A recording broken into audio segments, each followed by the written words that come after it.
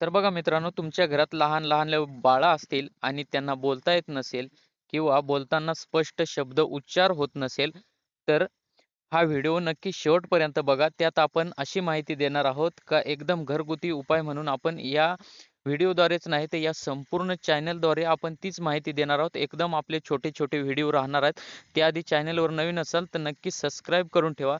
तर बघा, आपल्या घरात एकदम क्षुल्लक गोष्टी म्हणजे एकदम साध्या सोप्या गोष्टी राहतात.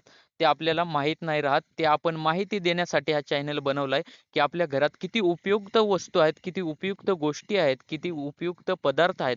ते आपण केल्याने बरेचसे औषधी गुणधर्म त्याच्यातून आपल्याला मिळतात. असं नाही, की आता हा व्हिडिओ पाहिला आणि तुम्ही तेच करत राहा. डॉक्टरांचा सल्ला देखील घ्या. डॉक्टरांचा सल्ला देखील चालू ठेवा.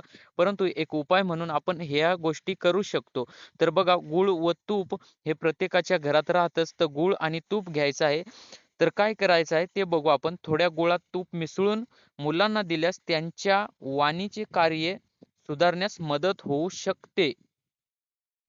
मदत होऊ शकतेचा अर्थ तुम्ही समजता का?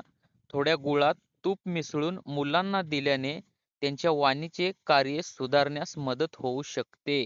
तर बघा, थोडं गूळ घ्यायचं आहे, थोडं तूप घ्यायचं आहे आणि ते मिसळून ते मिश्रण जे आहे ते मुलांना थोडं-थोडं द्यायचं आहे रोजच्या रोज. यामध्ये मेंदूला चालना देखील देणारे घटक असतात.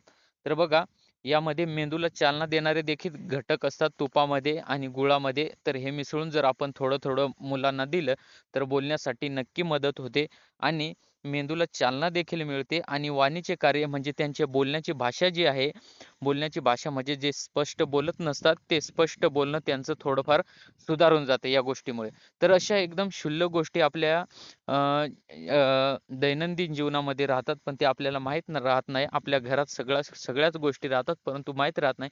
त्याच गोष्टी आपण माहिती देण्यासाठी या चॅनलला घेऊन येत आहोत. तर चॅनलवर नवीन असाल तर नक्की सबस्क्राईब करून ठेवा आणि व्हिडिओ शेवटपर्यंत बघितला असेल तर व्हिडिओ शेअर करा, ज्यांना ही अडचण येत असेल.